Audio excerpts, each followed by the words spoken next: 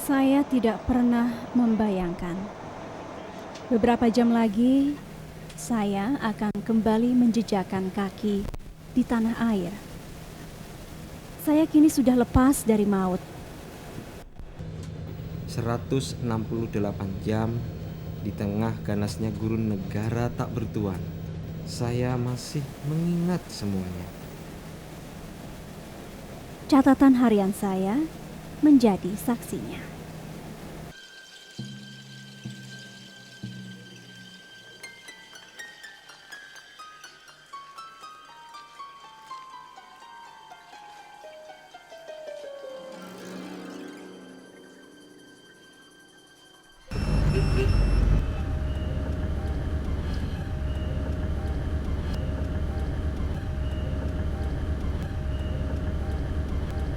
Apa, Mut?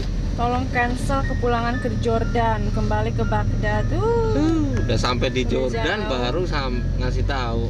Ke Baghdad lagi. Akhirnya kita konfirmasi lagi ke Bang Dadi menyangkut posisi kita berdua. Nah, akhirnya dalam perbincangan itu tetap diputuskan kita harus balik arah lagi, pulang ke Baghdad. Gue serba salah ini ngomongnya nih. Selama ini gue nggak nugasin orang, nggak pernah minta maaf, tapi kali ini gue mau minta maaf dulu nih. Ya emang agak berat ini. Kita pengen lu balik lagi berdua sama Mutia itu ke sana, itu ke Irak itu. Iya, bukan, memang benar. Sebenarnya memang udah selesai kemarin itu. Tapi hasil rapat kita mengatakan memang harusnya kan tanggal 10 itu ada hari Asyura, mau dimulai hari Asyura kan. Kita putuskan sudahlah kita kembali ke Aman. Sesuai juga dengan saran dari Bang Dadi, sudahlah kalau begitu kamu istirahat aja 2 hari dulu di Aman sambil mengurus segala hal yang diperlukan kembali untuk masuk ke Baghdad. 2 hari yang akhirnya kami pakai adalah untuk mengurus visa dan perizinan-perizinan lain yang memudahkan kami kembali untuk ke Baghdad. Karena kita sudah dapat visa untuk bisa masuk ke Irak. Ngurusnya susah nggak tadi, Mas? Urusnya susah karena Karena kita disangka orang Cina. orang Cina. Tapi setelah tahu kita Muslim, Muslim pakai assalamualaikum, akhirnya lancar. oke. Atrem.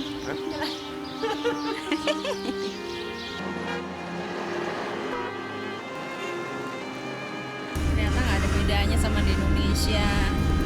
Harus dengan pendekatan khusus baru jadi yang namanya visa untuk berangkat ke Irak. Wah, susah deh, nunggunya berjam-jam. Mereka pasti bertanya kenapa Anda bolak-balik Irak dan Jordania. Kemudian ada masalah, sebenarnya bukan masalah, ada catatan-catatan yang kami ambil dari perjalanan 12 hari selama kami berada di Baghdad. Keadaan semakin menegangkan, apalagi itu menjelang pengumuman hasil pemilu dan akhirnya diumumkan ketika kami berada di Aman. Kami memang sudah merasa ini sepertinya agak menegang, bahkan bom-bom bunuh diri sudah masuk ke pusat, ke jantung kota Baghdad dan bukan lagi di pinggir-pinggir Baghdad. Turut menjadi korban dalam serangan bom bunuh diri. Bom tersebut ditaruh di dalam sebuah mobil dan ketika meledak, menurut warga sekitar tidak ada orang yang berada di dalam mobil tersebut. Serpian-serpian kaca juga terlempar di sepanjang jalan.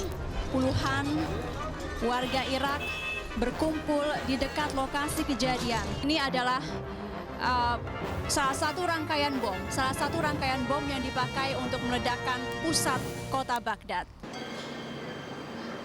Kepentingan dan informasi yang harus terus kita sampaikan ke masyarakat Indonesia akan tidak selesai atau tidak enak ketika kami putus tugas belum selesai dan informasi itu belum lengkap kami sampaikan kepada pemirsa. Kami juga ingin untuk menyampaikan informasi seperti siapa yang akhirnya menjadi Perdana Menteri nanti, siapa yang akan mendominasi Majelis Nasional. Situasi keamanan di Irak semakin memanas. Untuk peta kekuatan terakhir yang diumumkan Komisi Pemilihan Umum Irak masih diungguli oleh Partai Abdul Aziz Hakim. Beberapa hari terakhir ledakan justru ditargetkan di kota Baghdad. Karena ini juga tugas dari kantor, ini amanah buat kami. Kami putuskan untuk insya Allah dengan keadaan seperti apapun kami coba kembali ke Irak. Kita tetap harus balik. Ini Mutia sedang lihat-lihat mau belanja perbekalan mau masuk ke Irak. Coba yuk. Memang untuk masuk Irak harus ada keperluan-keperluan tersendiri seperti kupluk tadi untuk menghangatkan badan, untuk menghangatkan bagian kepala dan juga jaket. Jadi memang kami berbelanja itu. Dan saya karena waktu itu terpikir akan meliput Asyura. Saya bilang sama Budianto, waduh aku nggak punya baju muslim nih. Kita beli yuk baju muslim. Dan akhirnya sepanjang jalan pertokoan di daerah Balak di Kota Aman itu kita cari karena sangat sulit untuk mencari baju ukuran saya karena orang Arab itu kan besar-besar, jadi sulit sekali dan akhirnya baru ketemu setelah 1 jam 2 jam itu baru ketemu yang betul-betul pas untuk saya, itu pun untuk ukuran anak kecil sebenarnya. Apain mas? Hihi, makanan sudah datang. Makan siang hari ini nih. Makan apa, Mut? Laparan ya?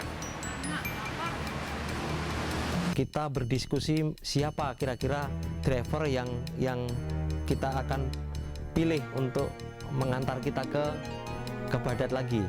Saya mengusulkan nama Ibrahim karena waktu itu saya merasa aman dengan Ibrahim. Dia merasa sangat-sangat bertanggung jawab. Dengan driver sebelumnya memang ada sedikit masalah karena dia masih muda, kurang berpengalaman, tapi memang dalam pikiran kami ketika pertama kali ingin kembali ke Aman pun kami inginnya sebenarnya menggunakan Ibrahim. Hanya karena dia tidak sempat datang dulu ke Irak karena dia berada di Jordania, akhirnya kami menggunakan jasa dari perusahaan lain. Tapi sebenarnya kami selalu ingin, sudah dalam pikiran kami untuk selalu menggunakan Ibrahim karena sifatnya yang kebapaan, ia jujur dan juga bisa bahasa Inggris, itu yang paling penting. Akhirnya kita putuskan menggunakan Pak Ibrahim untuk mengantar kita masuk ke Baghdad lagi.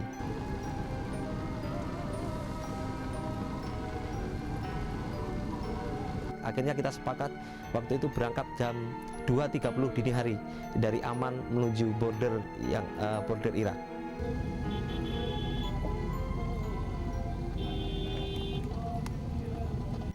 Waktu itu memang ada informasi akan ditutup border itu. Nah, tetapi ternyata tanggalnya bukan tanggal kita berangkat.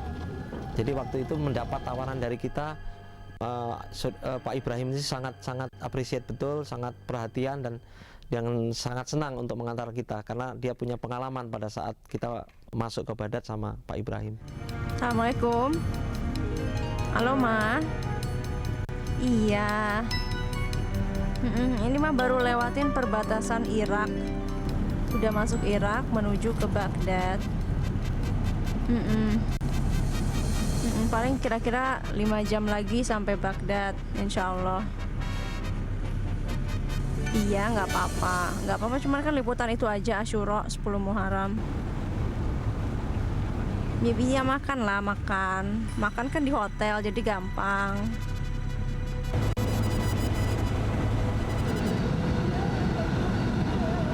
Minta maaf dan saya minta doa, juga sudah pamit kepada ibu dan kakak-kakak saya. Tidak ada firasat, tapi akhirnya ketika ditangkap saya merasa lega, paling tidak beberapa urusan sudah saya selesaikan. Dan SMS inilah yang kemudian membuat keluarga dan teman-teman justru malah menangis karena mereka menyangka ini adalah SMS dan telepon terakhir.